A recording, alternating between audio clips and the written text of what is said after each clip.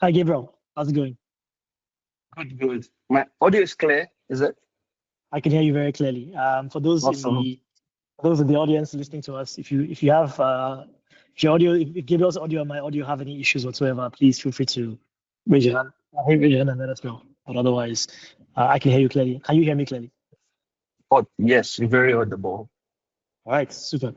Okay, well, welcome everyone to this session today. It's titled "Position Your Organization's L&D to Drive Real Business Results," and that's the fancy title that we've given the session. But I think the reality is what this session is really about is how can you think of and position L&D as a strategic function for the business? How can you make sure that L&D has a seat at the table? And the only way to do that is, of course, to be able to show the value and the connection between what you do in L&D and the company's overall outcomes. So we thought we'd bring in somebody that has done this. And the goal here is that when we all walk away, we can leave with some very specific practical things that we can do. Not the theoretical, aspire to perspire things, but these are like real practical things we can do to continuously move L&D up the ladder and have it take a strategic seat at the table. Now, in my personal experience, I've seen training be a critical factor in company success. But today is not to hear from me, it's more to hear from Gabriel. So I'll be your humble moderator today, and we'll have Gabriel speak. Let me just quickly introduce Gabriel for those of you that don't know him, and then we'll jump in. So by way of introduction, Gabriel is, well, I guess he sometimes calls himself King GB. He calls himself a blend of gifts and graces. But basically, he grows businesses by helping and developing their people to perform better, which of course is the end goal for how we manage teams. And he currently does this at the head of learning and development at a billion-dollar company called Money Points. If any of you knows Money Points, you know that they have come in and really, really dramatically changed the game in the fintech industry in Nigeria and beyond. And he's also done this at many other organizations that have trusted him with their talent development needs using a three-step approach that Gabriel calls learn, apply, perform. He's also the author of a book called Driving Business Growth using L&D initiatives. And he's passionate about speaking on topics like workplace productivity, personal branding, leadership management, and personal development. Outside of work, GB enjoys a good game of soccer or football, as some of us call it, whether it's playing on the field or I assume more so watching passionately from the sidelines and commenting on what's happening. Yes, exactly. So with that said, is there anything else you'd like to add there that I left out? Not really. I'm just a guy. I think predominantly I'm just a guy that likes to leave people better than I've met them.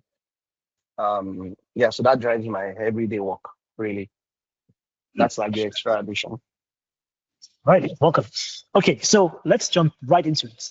Right, you've obviously worked at a few different companies, you've held a few different roles, and you have a very strong opinion on L&D. So let's start with just a very quick overview of the ways in which well, I guess maybe the nature of the roles you've held within L&D. We can all look at your LinkedIn profile and see them. So we're looking at for the things that are not on LinkedIn. And so we'll just spend a couple of minutes. The goal here is for people to just be able to relate to you, relate to your experience, and maybe even connect their own backgrounds to yours. And when we get into the section where we're asking questions, that way it comes, people can feel like they know what to ask you. Yeah. So roles. I've been. I started my career as a teacher. Um, so I played the role of it. It feels like I played the entire cadence. And if you look through my LinkedIn, which is one place that I really mapped out my career growth, you see that I actually started from the bottom. Started from the bottom now. We're here. So I started as the teacher in my final year in school. So I went on IT, figured out that if I continued doing the course that I was in school, I read mathematics, by the way, I would end up being a professor. And I didn't want that, even though I want that now anyway, but I didn't want that then. And so I came back from IT and started teaching personal development and all of that, right? And then after my final year, I had an opportunity to intern with a corporate trainer, which exposed me to the world of employee development. So I worked with him as a consultant, as an in-house consultant, my official title was executive assistant, but I did everything from training coordinator to learning material designer to slides to proposal pitcher and all of those things. And working with him exposed me to how senior executives perceive learning. And I was very lucky because I was able to work with a salesperson. The corporate trainer was doing sales, Paul Fo. I'm sure most of the people know him. And what that did for me rather again was that it exposed me to how to sell the value of what you're doing, of training. And so I would sit in those meetings and listen and see how he sells, how he closes, the kind of words he uses. And that sort of just changed my conversations and articulation. And I did that for a while. I moved to another company, a brand and communications company, where I was in charge of their training school. I moved to a sales marketing and education company, which introduced me to the world of education technology, edtech. So that was where I built my first learning portal by myself with the help of some engineers. I sold online courses. I sort of just understood, oh, this is how online learning works. And then finally, after the first 5 years of my life after school, interning with senior people, I saw those opportunities as internship opportunities. So I worked with corporate trainers, course sellers, all of those things, consultants. And then I moved into what you would call the corporate life. So I joined Utiva, taking my experiences from my last place and every other thing I've done in the 5 years. And I joined Utiva as our academic director, where I was in charge of the entire learning. So I helped Utiva morph into the learning portal I think they still use today. They might have changed it, I'm not sure. Built out the curriculums, grew a faculty list of about 300 faculty of trainers, and built Utiva where Utiva was when between 2021 and 2022 when I was at Utiva. Utiva was possibly the loudest and the biggest edtech. Then I still think they are. I'm not following them anymore. And then from Utiva I moved to Money Point. And the beauty with my career is that I have joined organizations and built out things from scratch. So when I was at Utiva, when I was at the brand and communications company, I built out the academy, the branding and training academy. When I joined, I'm trying not to drop names, they are big names. When I joined the sales, marketing, By and the way, education company. so if you drop names of Yeah. companies, I mean, so I don't worked with mind. Adora Lumina at Trellis when Trellis was Trellis, and then I worked with Trisha Bees when she was actively still selling. The popular Monetize Your Knowledge course was built on my decks. I was the operator behind. She was selling. I was making sure everything came to life, and then moved to Utiva. And I think the beauty with that is that I was always the first employee in that department, and then I have to build out that department. So when I joined Utiva and I had to do it, was effortless. And when I joined Money Point, I had to do it. So at Money Point, I joined Money Point when they were still team apps, when we had not morphed fully into Money Points. I joined just before we got our banking license. And I was hired to, so you see that I moved from teacher, trainer, consultant, um, LMS builder, instructional designer, Yeah. departments builder, academic Right. director. So when I joined Money Point, it was to accumulate all that I've known to train about the ever-growing workforce, right? And when they got their banking license, we just smoked and I said, guy, build us a department. And so I moved from just being a training coordinator to now becoming head of department, right? And I've built that department from 1 to 8 core teams and about 100 training officers scattered across the country. And what this has done for me in the last 10 years is that it has exposed me to every dimension of learning. So I like to say that I am a learning generalist. My superpower is that I'm a learning and development generalist with the special depth and width of a specialist.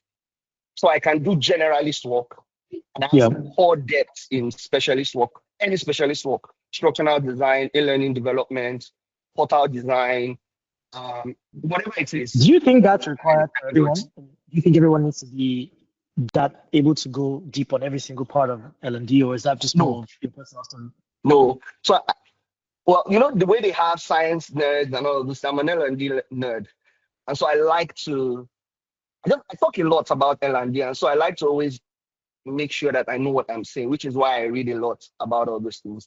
But I think that everybody should aspire to be a generalist first. You need to be able to enter any organization and in 2, 3 months figure out what is working and what is not working and close those gaps. You need to be a generalist to do that. You need to be an operator to do that, right? And Yeah. then eventually you now become a specialist. So you can be a specialist in instructional design. You can be a specialist in training needs analysis. You can be a specialist in performance management. But you can't do any of these things well if you don't understand L&D generally. Okay, gotcha. Okay, so let's jump into ROI. I mean, you've obviously talked about so much of your experience, and I think most people are here because either they've talked to you online when they saw the announcements, or they've heard of you, or they've seen your posts, or maybe even met you. Let's talk about maybe Money Point and your previous organization where you were more of an in-house person helping to build L&D and also help drive performance, right? How did you articulate the ROI? So I'm not saying when you've already built everything out and it's working. Before that, well, you just told me now that you went from just coming and doing some training coordination to then having a fully loaded department that's driving L&D for the company. How are you able to say, guys, this is what I'll do a year from now, 6 months from now, 2 years from now, and this is why L&D is really important to the business, and then show in advance what the results will be. We'll talk about retroactively in a second. Okay.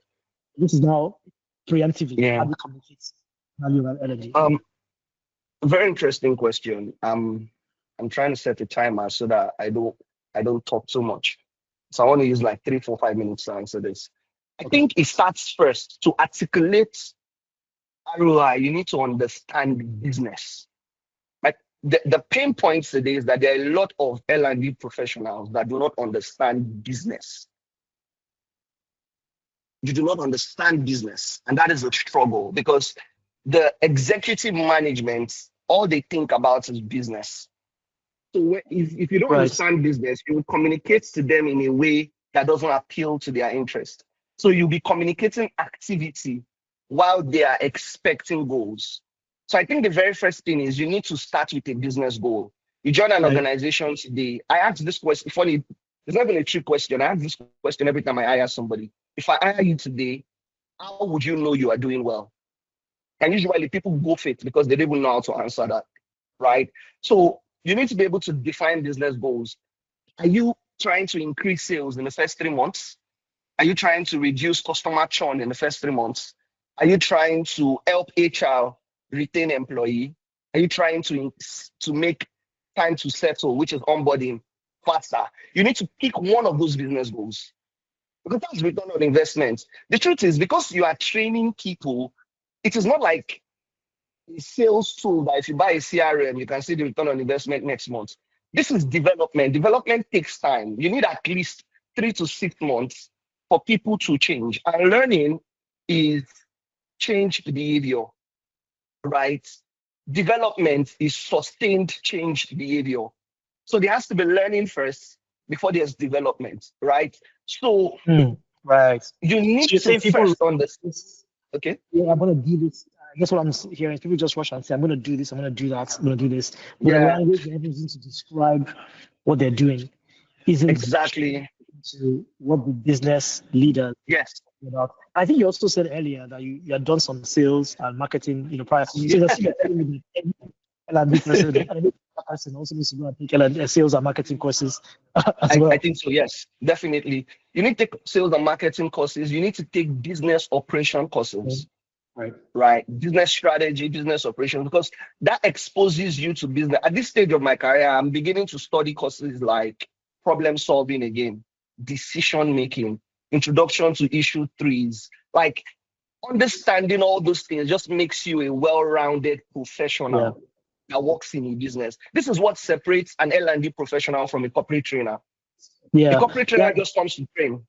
Yes. By the way, I just declare that we did not pay Gabriel for this session, and we did not ask him to advertise the courses. Just advertise right now because those courses are on the Talstack platform, and he said that on his own free will. But Gabriel, continue. Yeah. So the first thing is start with a business goal. Don't say I want to train 1,000 people. No, I want to help the sales team increase sales by.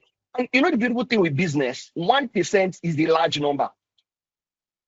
So if you tell a salesperson that you guys are doing 100 million, okay, I want to help you guys move from 100 million to 110 million, they will listen to you because that 10 million is huge, right? Right. That's even 10%. So 101 1 million, it's huge, right? So it begins with that. Start with a business goal.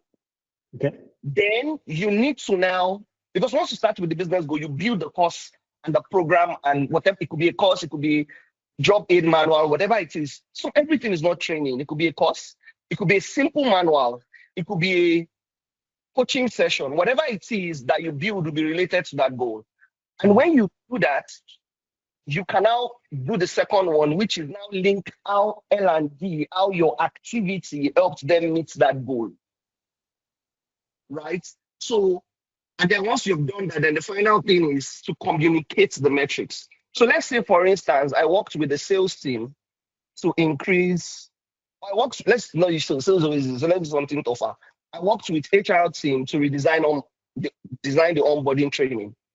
Before, it used to take 6 weeks for people to settle into the job. And then I did a very simple 3 hours course that they can watch across 5 days, right?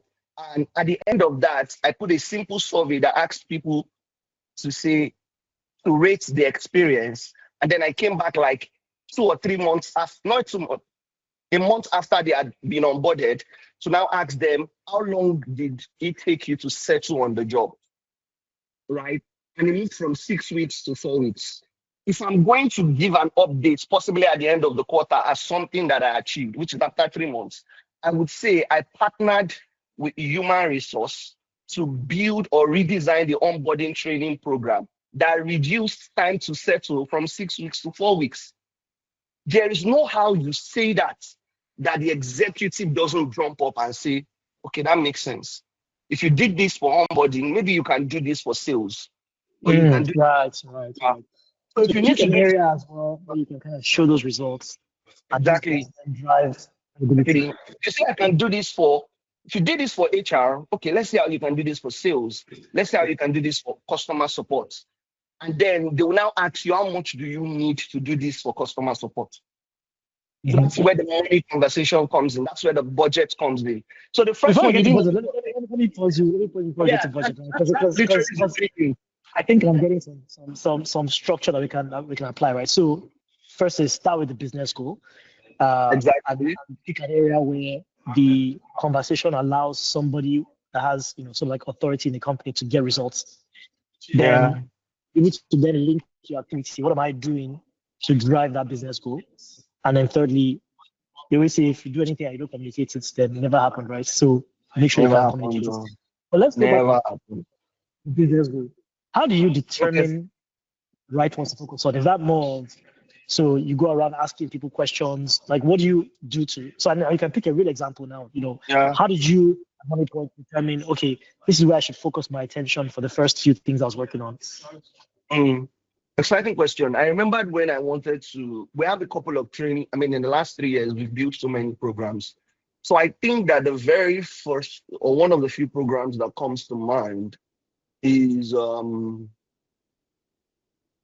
there's this program we did last year for our engineers. And it was pretty simple. The way to discover a business goal is to speak to business leaders. Very simple.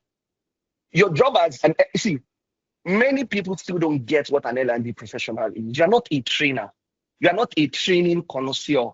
You're not a training coordinator. You are a business partner. So that means that you need to book time with every business leader in the organization. Head of departments are your best friends. Because you need to be able to say, oh, can I speak to you for 30 minutes? And it's a conversation of, hey, hello, how are you doing? What goal are you trying to achieve in the next 3 months? They're like, man, we're trying to do this, we do that. And you're like, if you want to give a report at the end of 3 months, what would your own manager be interested in? They'll be like, oh, my manager wants us to reduce issue resolution time from like 3 minutes to like maybe 1 minute. And you're like, okay, so what are the gaps you have noticed? And the person says, man, I don't know.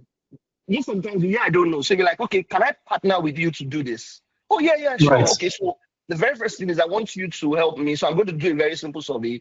I want you to share with your team I'm literally telling you what I did recently. Share with your team and ask them the questions. Ask the people that are in charge of this. And they say, I can't do this because there's no manual that can help me do it in 1 minute. I can't do this because my laptop is bad. I can't do this because earphones are not working. They'll give you all the reasons.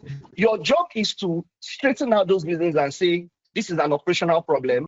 This is a process problem. This is a tool problem. This is a knowledge problem. When you do that and give to the business leader is excited. I think someone needs to mute themselves. The business leader is excited because you just simplified his or her work. So all the operational tool process, they will deal with it. It's not your headache. Your headache is knowledge.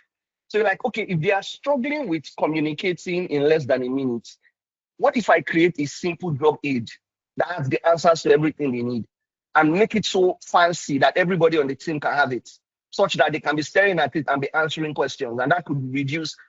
And when you do that, and then they experiment, and first week you measure, and the entire week it was 2.8 minutes, and then it was 2.5 minutes.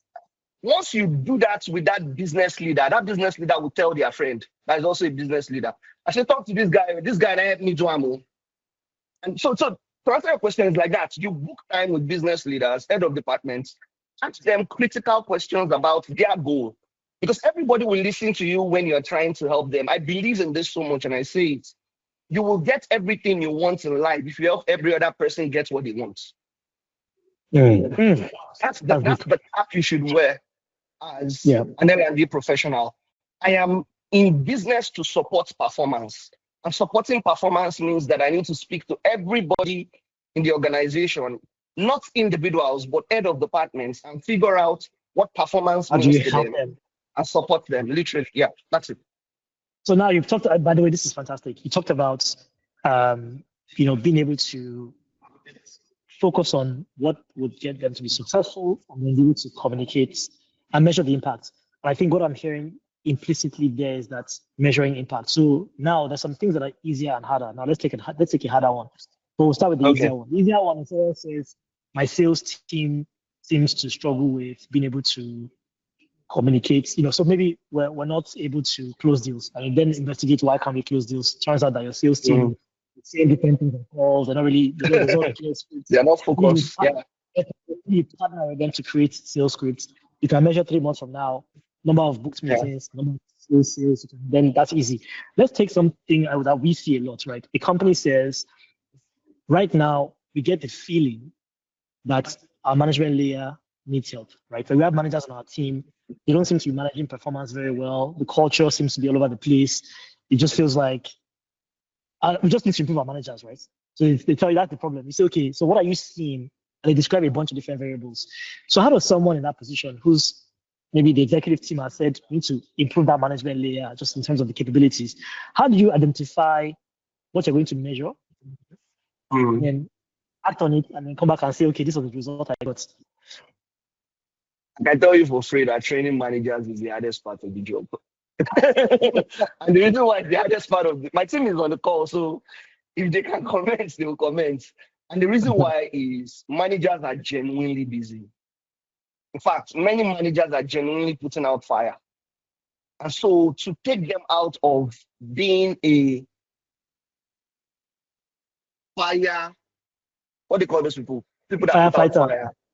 Taking them out of being a firefighter to now becoming a manager is tough work. But again, you cannot successfully do a management training without the buy-in of the senior manager, the most senior manager, which is the CEO or the CEO. Right.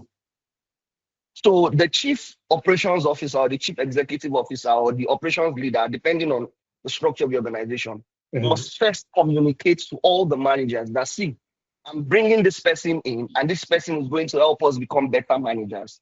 So every support he needs, I want you to give to him.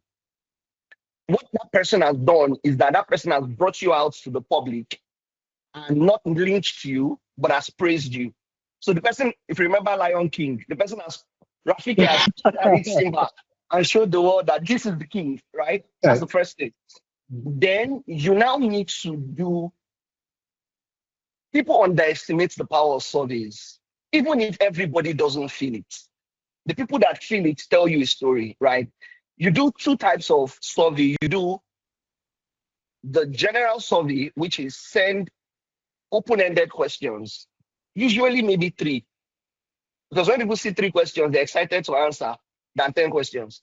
Send three questions anonymously. They don't need to put their names. They don't even need to put their emails. That just tell them to talk about where they struggle as managers, right? And then after that, you hold focus group meetings with those managers. So you can either hold focus group meetings with specific answer groups. So if you can, once you have analyzed the answers, if we give you 5 different types of groups, you can meet the 5 or 10 people that answered whose answers are similar and ask them deeper questions. Or you can just do a focus group meeting and say there are 50 managers. I want to meet 10 per time. The goal is you also want to talk to them.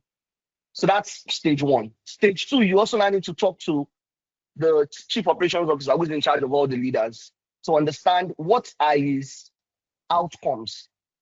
And I usually say this is how I do it. This is how we did it internally for MoneyPoint when we built our new managers program.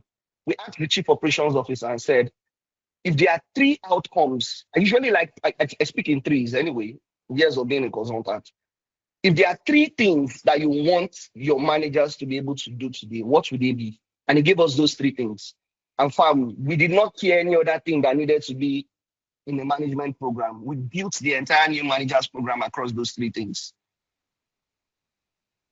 Right? So you need to speak to the most senior manager, which is the chief operations officer or the general manager, to give you a vision of the kind of people, what his manager wants. And then you need to speak with the managers to know and then compare. When you speak to the CEO and you speak to the managers, you can easily now see the gaps. The reason why I'm doing all of this is to see the gaps. So Right. is to understand the gaps. Because without the gaps, you will cook beans. Like those things, software engineering, you will cook beans and start looking for the stones.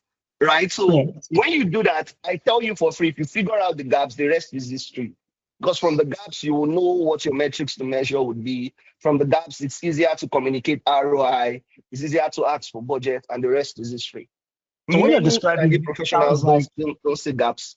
It sounds like what you get taught in product management. It sounds like what you get taught in sales as well, which is a big part of your job is asking the right questions at first to understand the problem before you go and try and sell anything or do anything, right? Basically.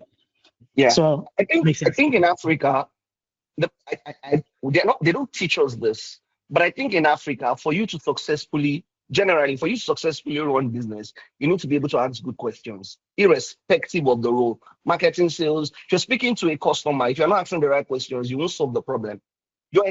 Everybody's in business for problem solving, depending on the hats that you wear. And the right questions help you to figure out the right problems. And the right problems help you to generate the right metrics so that you can report success when you deliver solutions.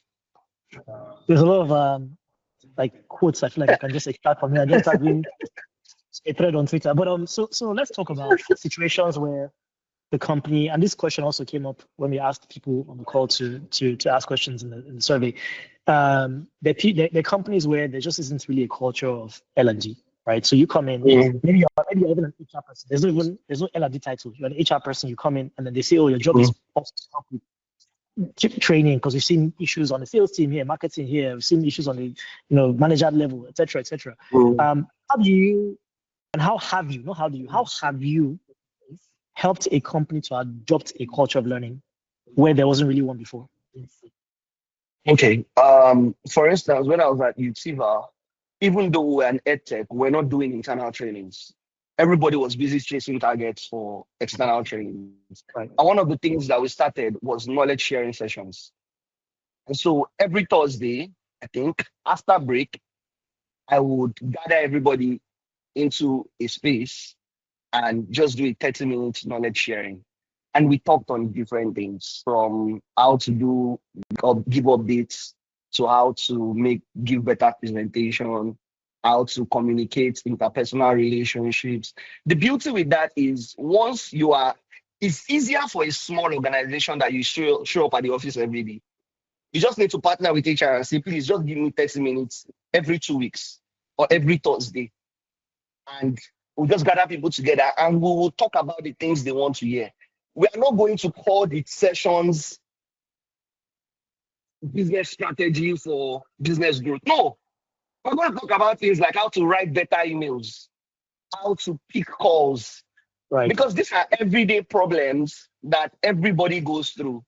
And when you begin to do that, people get excited and begin to look forward to that session. And a simple secret is if your team can afford it, a simple but snack, sausage or meat pie for everybody. Everybody likes food. They will show up. Right? That's one way to do it in person when I was at YouTuber. And then I joined Money Point where we work remotely. And again, I can tell you it's a bit tougher. But what we have done at Money Point is partner with the internal comms team to communicate previous learning success. So we've done training for certain departments, and there is success. They communicate it. And once in a while, I think recently, one of the things I did recently was they did a survey and everybody was like, learning is this, we're not learning. And then I did a simple open-ended announcement to the entire organization. I said, see, there are 4 ways we can help you. One, we can help you with your training need. We work with your job family leader to create learning paths for you. If you've not done it, it's because you've not been scheduled. Yours will be in Q4 or Q3. Then the second way is we have licenses, learning licenses on LearnLearning portal. If you want to learn something, maybe you want to learn how to make fried rice or something, you can reach out to us. We give you a license for a period of time. You don't have it forever. You have it for a period of, it's like a library card. You go in, learn one course and come out and give somebody else the license. The third thing is they are going to be company-wide training policies. I work in fintech, so there are regulatory trainings, AML and the likes that must happen every year. We do that quarterly, so expect some training this quarter. And then finally is what I call personalized development plan. So you want to transition into another department or just want to be better. You can reach out to me. I can coach you and advise you and help you build out a personalized development plan where in 4 weeks, 2 months, you can easily pivot from being a customer support officer to being a product manager. When you make that announcement, there's also, you expect feedback. So people will reach out and say, oh, I want either of the 4, right? 2 are compulsory, then the other one you can decide. That's also another way to build culture. Another way to build culture is if you are lucky enough to have e-learning portals like Talstack, you can easily open up licenses and say, oh, we have 10 licenses for people that want to learn something in the next 3 weeks. Fastest fingers first. Everybody, the 10 people, they go learn, you put them in the group and say, see, you guys need to announce after you have learned. If you know you cannot learn in 3 weeks, let me know. Let me get another person. You guys are our ambassadors. You get them to learn. Tell them what's one thing you couldn't do before. What's one thing you can do now? Or you write about it in the general group. That's how you build a culture. So when people begin to talk about it beyond you, there's excitement for them to do it. Yeah. Love it. I think it seems to be connecting back to they're not only communicating to the executives, they're also communicating to other employees to build that culture. So they can see the success stories, they can see what some of the outcomes are. And then just some level of hype as well, right? That gives you the feeling that something is happening. Now, people will say that everything you're saying is fantastic. I mean, Money Point has hundreds of billions of dollars in the bank, or in other words, billions of naira in the bank. How do you learning culture and also drive learning impact or development, which is the goal, right? When you don't have the same firepower. Let me say this. You cannot run. You can, but it will be a lot of work. So I don't like to speak in absolute. So let me put it this way. It is going to be extremely difficult to drive development in your organization on a zero budget. Let's cut the BS. Let's not deceive ourselves. Even businesses don't run on zero. There's always capital. They need capital, right? So you don't do anything on zero. Zero divided by anything is zero. Zero times anything is zero. So there has to be some money. It could be 100K, it could be 200K, it could be 500K. That is something, number one. So there has to be a budget. Number two, if your budget is very small, the very first way you can drive learning is to leverage internal experts. So if you are currently a team of 30, a team of 10, a team of 20, there are people in that team that are considered experts. You are to partner with them to run coaching sessions or knowledge sharing sessions. So the idea of let us meet every 2 weeks to learn can be driven by you and the experts, right? And if you do that for like 2 months or 3 months, you can open it up and say, is there anybody internally that wants to teach something? There are other people that are not experts but know something that they want to teach. You bring them on board. That way you are already building your internal faculty. This is on zero budget too, because everybody will come to work. Everybody will use office internet. So you're not wasting, you're not spending anything. You're just leveraging the people internally, right? And then you can also now leverage YouTube, where you can do the hard work of now building learning paths yourself. So open simple Excel sheets and say leadership, sit with ChatGPT, thank God for ChatGPT, and say what are the top 5 very short, maybe 10 to 15, 10 to 20 minutes leadership thoughts or leadership videos on YouTube that can help you on new managers. ChatGPT will give you a list. Gather that list, put it in an Excel sheet and call it new managers or managers toolkits. And so when somebody comes and says, you can go to HR and say, I have something for managers. I want them to learn it in 1 month. They will learn, they'll watch a video. The video is 10 minutes to 5 minutes, 10 to 20 minutes. They can watch this video in 4 weeks, once a week, just 10 videos. So they'll do 2 or 3 a week, Monday, Wednesday, and Friday. Everybody that volunteers, all your managers, we put them in a group. They watch video 1 on Monday. You tell them to drop what they learned. On Wednesday, tell them to drop what they learned. It's 10 minutes or 15 minutes. They can watch it. You see how you are driving learning without, you have not spent out of your 100K budget. You have not. You have just leveraged internal resources and free. ChatGPT is free. YouTube is free. Excel, your company will give you on the company laptop, free. Then you can use your 100K or 200K budgets to now bring and do like, oh, we want to do like a general training. This one, everybody must come to the office, and then you can invite somebody outside. I say, we don't have a lot, but we can pay for your transport fare. Or it's virtual, we don't have a lot, but here's a 50K or a 30K or a 20K for your internet. Invite someone like me or Seni or any other person you think is nice. I'm not sure Seni will collect 20K. I'm not sure I'll collect 20K, but I'll if you have relationships, if you have relationships, and this is why, as a learning professional, you also have to be in learning communities so that you can leverage and say, both of you are in the same, we're in the same community, and I just need to come and talk to my people for 30 minutes. Can you? People would show up. See, knowledge experts are always looking for where to share knowledge. So if you have a platform, people will show up. Love it. You see how you've driven learning without spending zero budget. And I think the idea, what you were saying earlier, obviously this is hard, right? So there's a lot of work involved here. But again, if you've done everything, you've pulled all strings and everything, and you have zero budget, this is how you can get started. Obviously, the idea is that you show some value here, and then you can position to a point where you do get budgets, and then you can get additional resources. And I assume that once the person has gotten to a certain extent, then all these insider experts are creating content. They have to put the content somewhere. So now you can't create all the content in the world. So they have to go and get all the content for your platform, for example. But again, show some value up front if you don't have any budget whatsoever, and then you can now go and ask for resources to drive you. Okay. Awesome. Let me add something to this. Just a statement. This is how you test your capacity as a learning and development professional.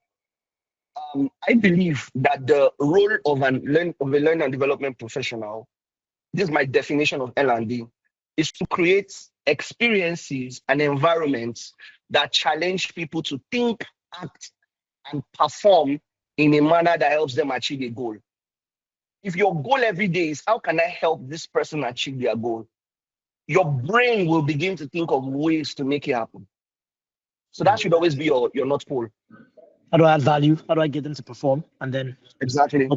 Things will pop up. Great. Well, this is fantastic.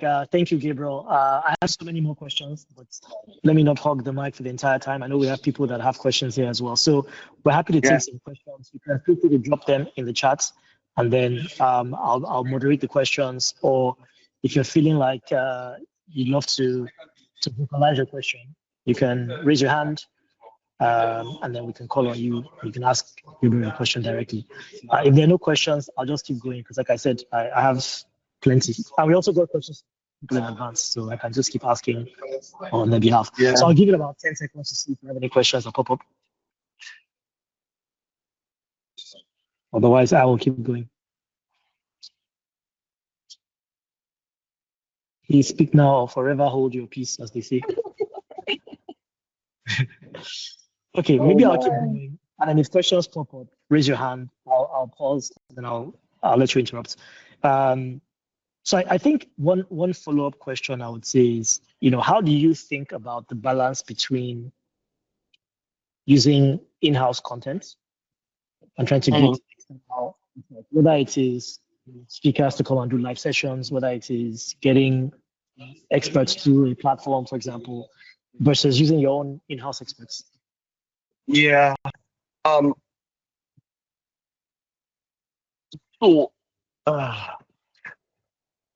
I think so. This is my idea of balance. I don't think as a human being there's ever a 50-50 balance. At this stage of my life, I've accepted that balance sometimes is 60-40. Balance sometimes is 55-45 on both sides, right? It's never 50-50. And what that means is you need to figure out what the organization is chasing at the moment. So one of the things, let me tell you this for free. When I joined MoneyPoint, I did not have a seat at the executive table, right? And I fought really hard for it because it is difficult to drive learning if you are not in a room where decisions about the direction for the month or for the quarter or for the year is. You will be running like an headless chicken. And the way I got there was, I would like to name the word, favor and results, right? Results. They saw what I did and they were like, I think this guy can build the department. And if he builds the department, he has enough knowledge to be head of it. And if he's head of it, definitely he has enough to be at this level. And if he's at this level, he needs to sit in this meeting. And if he's in this meeting, he also needs to contribute and give up. So it's a progress, right? I would say that the very first thing is you need to understand where the organization is going. For instance, there was a time in a certain organization where the focus was customer acquisition, right? If I was going to plan knowledge sharing and development, my focus at that time will be two people: customer support for customer retention and sales for acquisition. And that also meant that I would need internal experts that understand the products to help educate the sales team on the benefits of the product. And if I'm going to bring an external person, it's possibly to help the sales team learn how to close. Really. Because you don't know my product so well to teach my product as an external person. But there are certain soft skills. So relationship management, negotiation, closing, the sales process is what I'll bring you on board for, right? But that training will make sense to the team because they've done product knowledge. Right. So it begins first with what the direction of the company. If your company's focus is compliance, my brother and sister, there's nobody internally that really understands compliance than the regulators. That will go straight to the regulator and say, please, you have training. You go to NIBS, for instance, you're in fintech, and say, please, you have trainings for operations, you have trainings for sales, you have trainings for compliance. Please come and train our people. For two reasons. One is they are regulators, they will do it well. And two, you are building a strategic partnership with them. Because once they've trained you, they cannot penalize you like that. Because then there's sentimental reasons. They'll be like, this guy's showing for actually, you have to do it this way. So that you do this one, you will not be penalized. Problem before it becomes a problem. Right. So like I've said all through, it begins first with understanding Yes. where you're. And if you're not at the table yet, most of the time the human resource leader is at that table.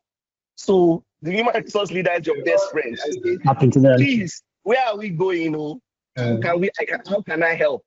And once they tell you where we are going, you build out very simple plans and say 60% internal, 40% Yeah. external. This is how I'm distributing my budget.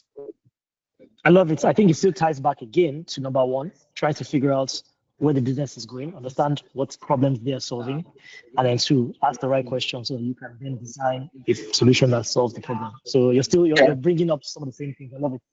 We have two questions from the audience. Let me ask them. First one is, what's your thoughts on consequence models for encouraging learning? And I think what the person means here is, if you don't learn, this is the consequence. What are your thoughts on it. Okay.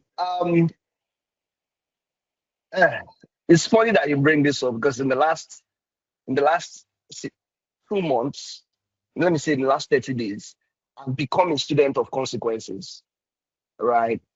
And what I've learned is that every decision has a consequence, good or bad consequences, right? I don't believe that you need to give people money because they've learned. On the other end, I think that if you're dealing with adults, I'm not sure there's anywhere in adult learning where it is encouraged to use consequence model to encourage learning. Nope. If you're dealing with people that have their mind, you're not training 6-year-olds that I will flog you if you don't come to class. No. You're dealing with an adult that is already, imagine, for instance, consequence models will never work for an high-performing staff that has a terrible character. The person doesn't show up for meetings, the person doesn't respond to chats, but the person is the highest ticket closer in the office. What consequence do you want? The company cannot even sack the person because they are going to lose revenue, right? So consequence models are not the best to drive learning, adult learning. The best way to drive adult learning is to make them feel like they are part of the process. So if I can show you that I have helped person A to improve, you definitely want to improve. So you come to me. It's easier coming to you and say, I did this for operations, and they all got like a 4.0 in their performance review. Let me do it for you too now. Right? That's one. Two, leverage the manager of the person that you're training. The manager of the person that you're training already has some form of authority over that person than you. Guy, you're just a bloody L&D person. Who cares? But this person is my line manager. He manages my performance review. So if he says that I should listen to you, I'll listen to you even if I don't like right. you. So I think what I'm hearing there is that the organization itself has to be actually serious about performance, which is back to what you said earlier about how you cannot build a learning culture without senior level buy-in, right? So, and even if it's not executive level buy-in, it is the manager of the team or the manager of the department or manager of the function, right? There has to be somebody out there who is saying, I see gaps on my team. I want to close those gaps. I'm going to be involved in closing those gaps. Right? I think that's what I'm getting out of this. I need to also say this. So what I just said works very well for upskilling. If you're at the stage where organization is driving compliance, you have my full permission to use the consequence model. Because if they don't complete compliance, the company will be penalized. So have a partnership with HR, draw up a disciplinary policy, stating in the policy that if you do not complete company-wide training, there's going to be a 0.5 deduction in your performance review. Labor law cannot punish your company for deducting from performance bonus. They can punish your company if you deduct from salary, because that's not ethical. But if you earn 100K and you're supposed to earn performance, if you're like on a 3.0, maybe an extra 10% of your salary or an extra 5% of your salary, you can penalize that performance by saying in this quarter, you were supposed to do 3 compliance trainings. You did not do any one. You scored 3.0 in your performance review, and we're taking 0.5 as a consequence for it. So instead of getting 10% bonus, you're getting a 5% bonus. People like their money. That's where consequence model can work, because it is compliance, it is company-wide. The biggest customer of your company is the regulator, not the customer in the field. Know that. So if the regulator will penalize your company, especially those of you in finance, AML, all those training, if you don't do it, your company will pay fine. Right? So that you can use consequence model. But for upskilling and development, So it doesn't work. separate the development of the individual, which is more, you want to use a model that says, I'm helping you develop, because there's a consequence there, but I'm not the one enforcing that consequence. You don't Yes. perform. The manager that's going to end up penalizing you in some other form. So I'm here to help you succeed more. So that's my job, is to help you succeed, not to penalize you. But then when it is all around the company's own mandatory training, then I'd say if you don't do what you're supposed to do, everybody else is being penalized as well. So then I'll adopt the consequence. That makes sense. Okay, let's take the other question that came up. I think we're now getting close to the end of the session, so we'll move fast. What would you say is the most common challenge you've encountered across the various sectors you've worked in within the context of L&D? That's a question from Jessica. Can you say it again? What is the most common challenge you've encountered across the various sectors you've worked in within L&D? Getting adults to learn. That's the most common problem. And I'm sure everybody in L&D suffers from it. What we popularly call completion rate. It's let me pivot to see this. Completion rates, satisfaction scores or ratings are not vanity metrics. Don't let consultants outside that do not understand employee development tell you that if you are measuring completion rates, if you are measuring this, you cannot report to executives at management level. Especially if your company uses a scoreboard, how do you want to tell on the? Don't worry, that's a different conversation. But getting people I like to talk to learning and development professionals, because there's a lot of things on LinkedIn that sounds fancy, but it's not true. Especially if you are internal. You need to. I've lost my train of thoughts. The question again was. Or just what are the most common challenges you've seen? The most common problem is. And you said thank you, Seni. Is getting adults to learn. Adults. And the best way to get adults to learn is to make them see the benefits. The only reason why adults do anything is because they can see what the end result looks like for them. So if you can help people to see what the end result looks like for them and make them carry them along. So internally, we did TNA last year. We collected training needs last year, November, December, used January, February to analyze it and scatter it across quarters. When we are deploying training now, we'll first send the message to everybody involved and say, see, your job family, so we use job family leaders internally, not divisional heads. Your divisional head has said, for your job role, so that you will do well, they say you should learn this thing. We have scheduled you to learn this thing at this time. Please show up and learn it. The company has paid on your behalf. Usually it comes as a shock to them because they were not informed. So they're like, oh, company is paying for a certification for me. Wow. Let me do it. Thank you.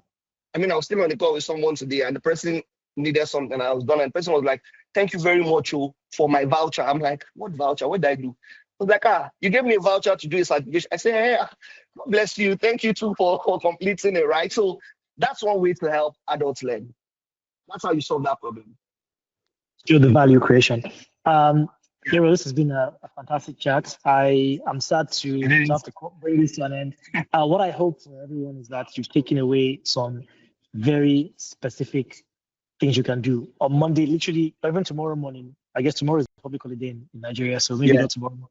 Friday morning, Monday morning, you have some specific things you can do to, one, start communicating the value of learning internally.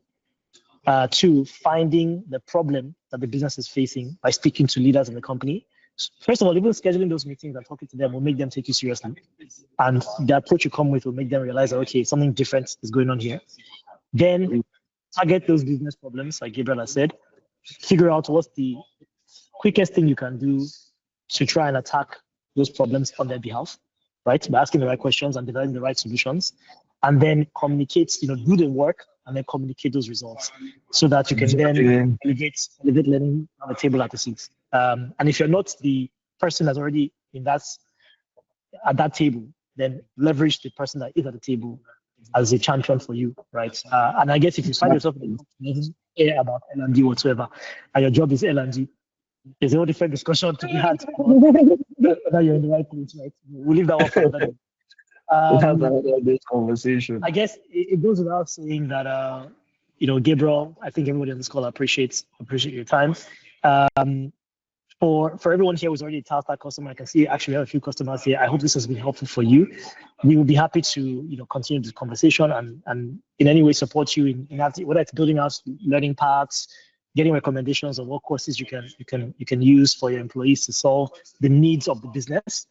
And then for those of you on the call who are new to Talstack or are interested, I think it's interesting because a lot of what Gabriel has described speaks exactly to the value that we provide our customers, which is a platform that enables you to manage learning in a much more effective way, where you can build learning paths, you can assign courses to people with deadlines, you can basically show the ROI on learning by being able to see who has done what, and then connect that to the performance outcomes that the person is receiving, and also the feedback the person is receiving.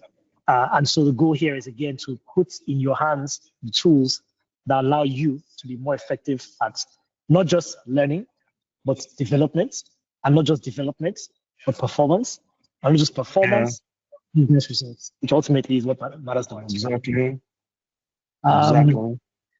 Any final words of wisdom, Gabriel? Yes. My final words of wisdom is what I tell everybody. Please become somebody that knows how to figure things out. That singular mindset will help you succeed at anything you do, especially at L&D. Because half of your work is figuring things out. Half of your work is asking the right question. The other half is figuring out how to solve those questions, solve those problems, right? So become a person that knows how to get stuff done, that knows how to figure things out. And in quotes, you'll be indispensable. Great question about the recording of the call. Oba, I think you're here, so maybe you can help us understand whether the call has even been recorded. I think sometimes we're sensitive about recording the call because we want the speaker to feel very comfortable saying things that maybe can be considered somewhat confidential. So I'm not sure if the call is being recorded at the moment, but Oba, maybe you can let me know if I'm mistaken. Oh yes, the call is being recorded. The call is being recorded. Okay. Yes. Gabriel, I think we'll have to ask for his permission first before we share anything. So what we'll do is we'll ask permission offline. If the answer is yes, then we'll be happy to distribute something. If not, then we'll send a message to everyone saying, sorry, based on a few confidential things shared, maybe we can't do that. I think most importantly, the goal of this series of conversations around learning and development and growth is we want to build an ecosystem of HR and learning and development leaders who are able to drive really, really visible impact in their companies, with the objective that if we are able to do that, then we can help companies have higher performing teams. We can help those companies achieve their business results. They won't all go and raise hundreds of $1 billions like MoneyPoint has done, but they will be successful in their own right. And I think by doing that, we're elevating both the business performance, but also more broadly, we're creating an economy that becomes more and more similar to where we'd like to be, right, for all of us. And so thank you for your time. You can pop over to talstack.com/try for free if you'd like to give it a shot. You can reach out to anybody on our sales team. You can email me, Seni@talstack.com.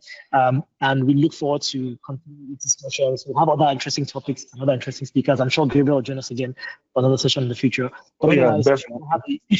everyone have a fantastic rest of your day. Thank you so much again, Yeah. Gigi. Have a Thank lovely you. day. Thank you. Yeah.